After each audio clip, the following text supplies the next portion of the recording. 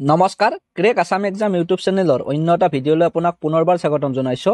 আজিৰ ভিডিঅ'টোত আমি আগন্তুক আহিবলগীয়া ADRE 3.0 লগতে অসমৰ সকলো ধৰণৰ প্ৰতিযোগিতামূলক পৰীক্ষাৰ বাবে সহায়ক হোৱাকৈ 50টা জিকে জিএছৰ অতি প্ৰয়োজনীয় প্ৰশ্নোত্তৰ লৈ আহিছো। গতিকে বেছি পলম নকৰি আজিৰ ভিডিঅ'টো আৰম্ভ কৰোঁ আহকচোন। আৰু ভিডিঅ'টোত আগলৈ যোৱাৰ আগতে আপোনালোকক জনাব বিচাৰিছো যে আমাৰ চেনেলৰ তৰফৰ পৰা অসমৰ সকলো ধৰণৰ প্ৰতিযোগিতামূলক পৰীক্ষাৰ বাবে সহায়ক হোৱাকৈ প্ৰস্তুত কৰা 8000তকৈ অধিক প্ৰশ্নোত্তৰ থকা এই ইবুকখন যদিহে আপুনি পঢ়িব বিচাৰে তেন্তে ডেছক্ৰিপশ্যনত দিয়া থকা লিংকটোত ক্লিক কৰি অতি কম মূল্য পে কৰি এই ইবুকখন ডাউনলোড কৰি পঢ়িব পাৰে। ধন্যবাদ। আজিৰ ভিডিঅ'টোৰ প্ৰথম প্ৰশ্নটো দিয়া আছে, which is the largest freshwater lake in India?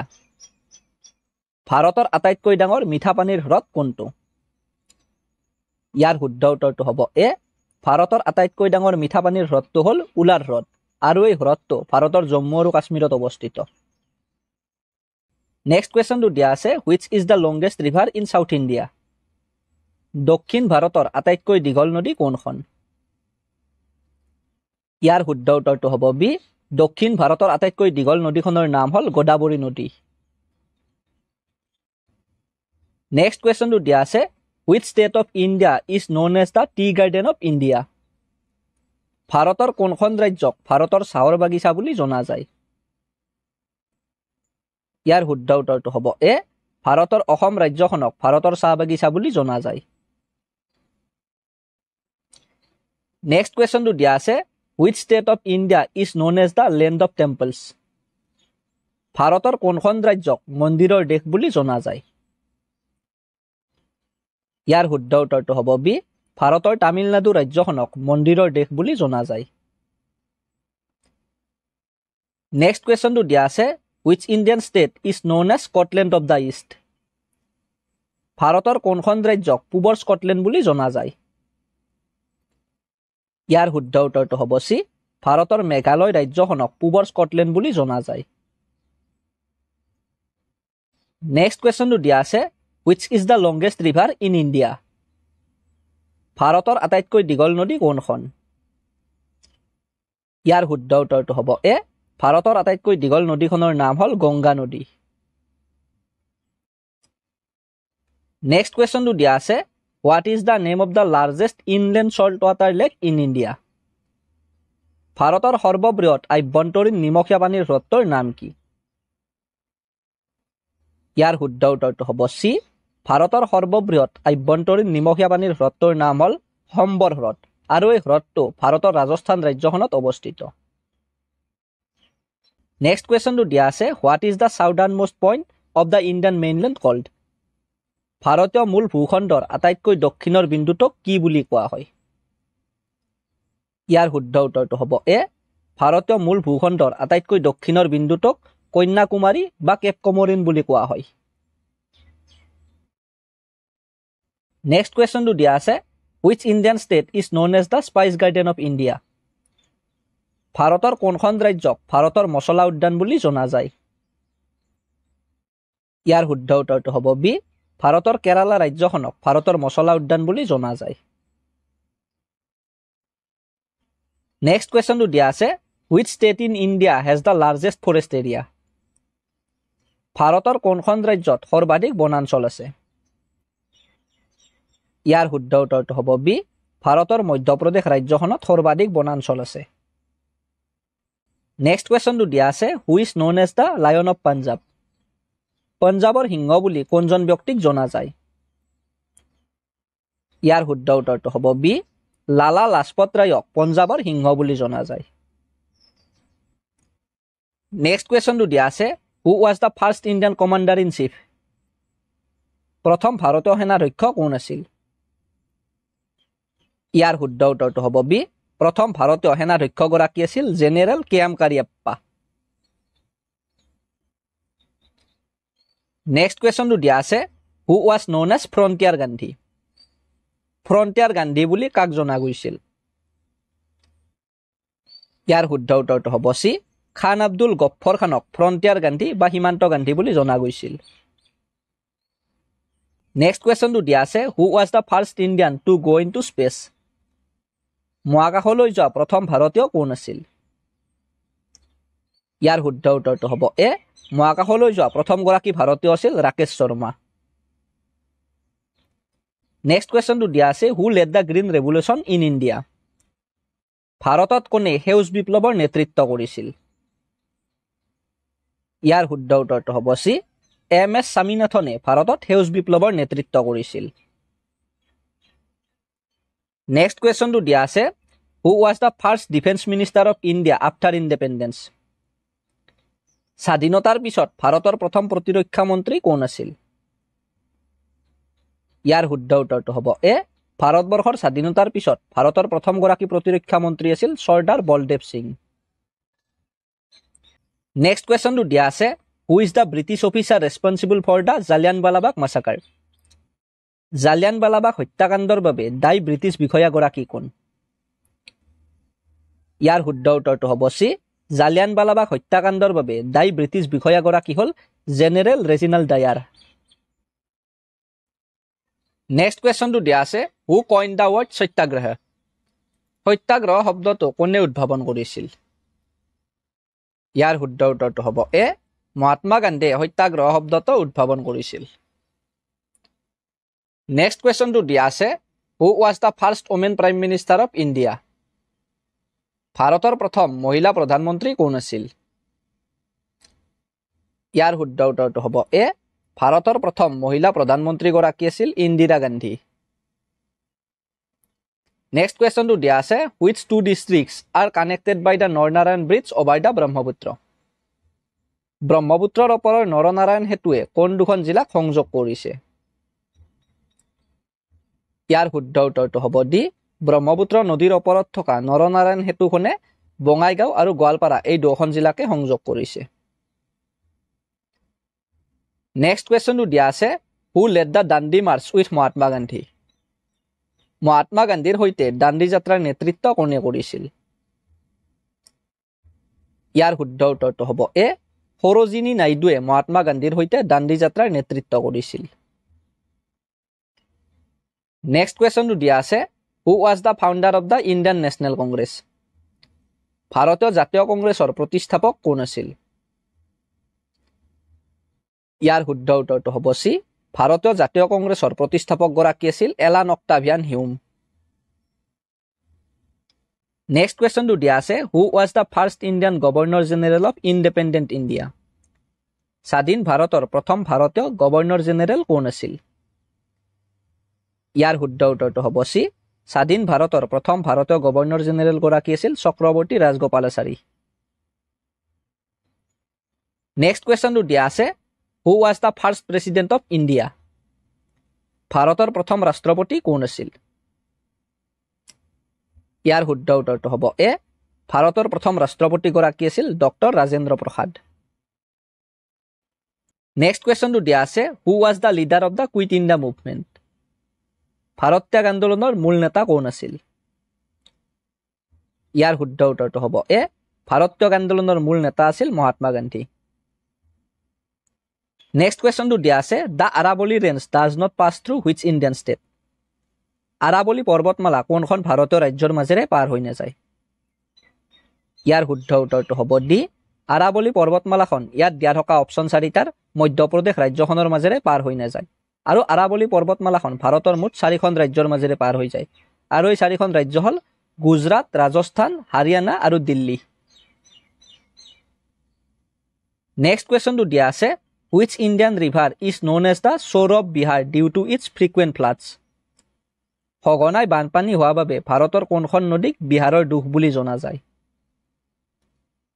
ইয়াৰ শুদ্ধ উত্তৰটো হ'ব ডি সঘনাই বানপানী হোৱা বাবে ভাৰতৰ কোচি নদীখনক বিহাৰৰ দুখ বুলি জনা যায়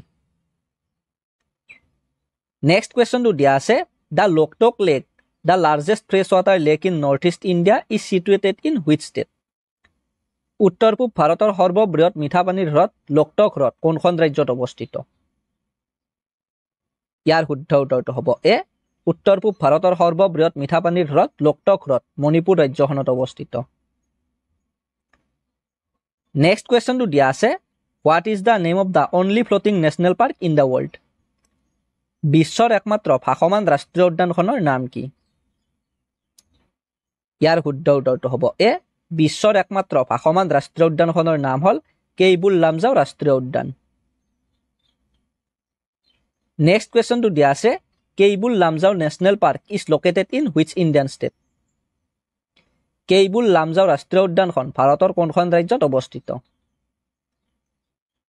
ইয়াৰ শুদ্ধ উত্তৰটো হ'ব বি কেইবুল লামজাও ৰাষ্ট্ৰীয় উদ্যানখন ভাৰতৰ মণিপুৰ ৰাজ্যখনৰ লোকটক হ্ৰদত অৱস্থিত নেক্সট কুৱেশ্যনটো দিয়া আছে the Jawaharlal Nehru port one of the largest container ports in India is located in which state ভাৰতৰ অন্যতম বৃহৎ কণ্টেইনাৰ বন্দৰ জৱাহৰলাল নেহৰু বন্দৰ কোনখন ৰাজ্যত অৱস্থিত ইয়াৰ শুদ্ধ উত্তৰটো হ'ব বি ভাৰতৰ অন্যতম বৃহৎ কণ্টেইনাৰ বন্দৰ জৱাহৰলাল নেহৰু বন্দৰ ভাৰতৰ মহাৰাষ্ট্ৰ ৰাজ্যখনত অৱস্থিত নেক্সট কুৱেশ্যনটো দিয়া আছে which state of India is known as the land of the five rivers ভাৰতৰ কোনখন ৰাজ্যক পঞ্চনদীৰ ভূমি বুলি জনা যায় ইয়াৰ শুদ্ধ উত্তৰটো হ'ব এ ভাৰতৰ পঞ্জাৱ ৰাজ্যখনক পঞ্চনদীৰ ভূমি বুলি জনা যায় নেক্সট কুৱেশ্যনটো দিয়া আছে the Nathu La pass connects India with which neighbouring country Nathu La পাছে ভাৰতক কোনখন চুবুৰীয়া দেশৰ সৈতে সংযোগ কৰে ইয়াৰ শুদ্ধ উত্তৰটো হ'ব চি নাথুলা পাছে ভাৰতক চুবুৰীয়া ৰাষ্ট্ৰ চীনৰ সৈতে সংযোগ কৰে নেক্সট কুৱেশ্যনটো দিয়া আছে which state in India has the highest লিটাৰেচি rate ভাৰতৰ কোনখন ৰাজ্যত সাক্ষৰতাৰ হাৰ সৰ্বাধিক ইয়াৰ শুদ্ধ উত্তৰটো হ'ব এ 2011 চনৰ লোকপিয়ল অনুসৰি ভাৰতৰ কেৰালা ৰাজ্যখনত সাক্ষৰতাৰ হাৰ সৰ্বাধিক নেক্সট কুৱেশ্যনটো দিয়া আছে Dandeli wild life sanctuary is located in which state of India Dandeli বন্যপ্ৰাণী অভয়াৰণ্য ভাৰতৰ কোনখন ৰাজ্যত অৱস্থিত ইয়াৰ শুদ্ধ উত্তৰটো হ'ব এ দাণ্ডেলি বন্যপ্ৰাণী অভয়াৰণ্যখন ভাৰতৰ কৰ্ণাটক ৰাজ্যখনত অৱস্থিত নেক্সট কুৱেশ্যনটো দিয়া আছে the Siachen glacier is located in which mountain range Siachen হিমবাহ কোনখন পৰ্বতমালাত অৱস্থিত ইয়াৰ শুদ্ধ উত্তৰটো হ'ব এ চিয়াচেন হিমবাহ কাৰাকোৰাম পৰ্বতমালাত অৱস্থিত নেক্সট কুৱেশ্যনটো দিয়া আছে the Nanda Devi national park is situated in which Indian state Nanda Devi ৰাষ্ট্ৰীয় উদ্যান ভাৰতৰ কোনখন ৰাজ্যত অৱস্থিত ইয়াৰ শুদ্ধ উত্তৰটো হ'ব এ নন্দা দেৱী ৰাষ্ট্ৰীয় উদ্যানখন ভাৰতৰ উত্তৰাখণ্ড ৰাজ্যখনত অৱস্থিত নেক্সট কুৱেশ্যনটো দিয়া আছে what is the name of the Indian city located at the confluence of the river Ganga and Yamuna Ganga আৰু যমুনা নদীৰ সংগমস্থলীত অৱস্থিত ভাৰতীয় চহৰখনৰ নাম কি ইয়াৰ শুদ্ধ উত্তৰটো হ'ব বি গংগা আৰু যমুনা নদীৰ সংগমস্থলীত অৱস্থিত ভাৰতীয় চহৰখনৰ নাম হ'ল এলাহাবাদ নেক্সট কুৱেশ্যনটো দিয়া আছে which state of India receives the highest rainfall during the monsoon season ভাৰতৰ কোনখন ৰাজ্যত বাৰিষা সৰ্বাধিক বৰষুণ হয় ইয়াৰ শুদ্ধ উত্তৰটো হ'ব বি ভাৰতৰ মেঘালয় ৰাজ্যখনত বাৰিষা কালত সৰ্বাধিক বৰষুণ হয় নেক্সট কুৱেশ্যনটো দিয়া আছে who is called the iron man of India কাক ভাৰতৰ আইৰন মেন বুলি কোৱা হয় ইয়াৰ শুদ্ধ উত্তৰটো হ'ব বি চৰ্দাৰ বল্লভভাই পেটেলদেৱক ভাৰতৰ লৌহ মানৱ বা আইৰন মেন বুলি কোৱা হয় নেক্সট কুৱেশ্যনটো দিয়া আছে who was the last viceroy of India ভাৰতৰ অন্তিমজন ভাইচৰয় কোন আছিল ইয়াৰ শুদ্ধ উত্তৰটো হ'ব এ ভাৰতৰ অন্তিমজন ভাইচৰয় আছিল লৰ্ড মাউণ্টবেটেন নেক্সট কুৱেশ্যনটো দিয়া আছে what is the name of the first Assamese play translated from Sanskrit সংস্কৃতৰ পৰা অনুবাদ কৰা প্ৰথম অসমীয়া নাটকখনৰ নাম কি ইয়াৰ শুদ্ধ উত্তৰটো হ'ব বি সংস্কৃতৰ পৰা অনুবাদ কৰা প্ৰথম অসমীয়া নাটকখনৰ নাম হ'ল শকুন্তলা আৰু এই নাটখন লম্বোদৰ বৰাই অসমীয়ালৈ অনুবাদ কৰিছিল নেক্সট কুৱেশ্যনটো দিয়া আছে in which year was the Assamese language recognised as the state language of Assam কোন চনত অসমীয়া ভাষাক অসমৰ ৰাজ্যিক ভাষা হিচাপে স্বীকৃতি প্ৰদান কৰা হৈছিল ইয়াৰ শুদ্ধ উত্তৰটো হ'ব চি 1960 চনত অসমীয়া ভাষাক অসমৰ ৰাজ্যিক ভাষা হিচাপে স্বীকৃতি প্ৰদান কৰা হৈছিল নেক্সট কুৱেশ্যনটো দিয়া আছে Diego Garcia is the name of N island in which ocean Diego Garcia কোনখন মহাসাগৰত অৱস্থিত এটা দ্বীপৰ নাম ইয়াৰ শুদ্ধ উত্তৰটো হ'ব চি ডিয়েগো গাৰ্চিয়া ভাৰত মহাসাগৰত অৱস্থিত এটা দ্বীপৰ নাম নেক্সট কুৱেশ্যনটো দিয়া আছে which country is known as the gift of the Nile river কোনখন দেশক নীল নদীৰ দান বুলি জনা যায় ইয়াৰ শুদ্ধ উত্তৰটো হ'ব বি ইজিপ্ট দেশখনক নীল নদীৰ দান বুলি জনা যায় নেক্সট কুৱেশ্যনটো দিয়া আছে what is the name of the most populous country in Africa Africa মহাদেশৰ সৰ্বাধিক জনসংখ্যা থকা দেশখনৰ নাম কি ইয়াৰ শুদ্ধ উত্তৰটো হ'ব ডি আফ্ৰিকা মহাদেশৰ সৰ্বাধিক জনসংখ্যা থকা দেশখনৰ নাম হ'ল নাইজেৰিয়া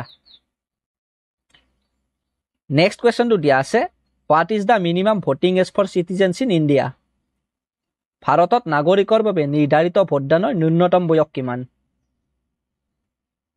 ইয়াৰ শুদ্ধ উত্তৰটো হ'ব বি ভাৰতত নাগৰিকৰ বাবে নিৰ্ধাৰিত ভোটদানৰ ন্যূনতম বয়স হ'ল 18 বছৰ নেক্সট কুৱেশ্যনটো দিয়া আছে what is the name of the wettest continent on earth পৃথিৱীৰ আটাইতকৈ আৰ্দ্ৰ মহাদেশখনৰ নাম কি ইয়াৰ শুদ্ধ উত্তৰটো হ'ব ডি পৃথিৱীৰ আটাইতকৈ আৰ্দ্ৰ মহাদেশখনৰ নাম হ'ল দক্ষিণ আমেৰিকা মহাদেশ নেক্সট কুৱেশ্যনটো দিয়া আছে which latitude line crosses the continents of Australia Australia মহাদেশৰ মাজেৰে কোনডাল অক্ষাংশ ৰেখা পাৰ হৈ যায় ইয়াৰ শুদ্ধ উত্তৰটো হ'ব বি অষ্ট্ৰেলিয়া মহাদেশখনৰ মাজেৰে মকৰ ক্ৰান্তি ৰেখাডাল পাৰ হৈ যায় নেক্সট কুৱেশ্যনটো দিয়া আছে Kathmandu the capital of Nepal is located on the banks of which river নেপালৰ ৰাজধানী কাঠমাণ্ডু কোনখন নদীৰ পাৰত অৱস্থিত ইয়াৰ শুদ্ধ উত্তৰটো হ'ব চি নেপালৰ ৰাজধানী কাঠমাণ্ডু বাগমতী নদীৰ পাৰত অৱস্থিত আজিৰ ভিডিঅ'টোত এইখিনি প্ৰশ্ন আছিল যদি ভিডিঅ'টো চাই ভাল পালে তেনেহ'লে ভিডিঅ'টো লাইক ভিডিঅ'টো শ্বেয়াৰ আৰু ভিডিঅ'টো কমেণ্ট কৰি দিব আৰু লগতে এতিয়ালৈকে যদি আপোনালোকে আমাৰ এই ইউটিউব চেনেলটো ছাবস্ক্ৰাইব কৰা নাই তেনেহ'লে ইউটিউব চেনেলটো ছাবস্ক্ৰাইব কৰি দিব আৰু লগতে যদি আপোনালোকে আমাৰ চেনেলৰ পৰা প্ৰস্তুত কৰা PDF ইবুকখন ডাউনলোড কৰা নাই তেন্তে অতি কম মূল্য পে কৰি আমাৰ এই PDF ইবুকখন ডাউনলোড কৰি পঢ়ি উপকৃত হ'ব পাৰে ধন্যবাদ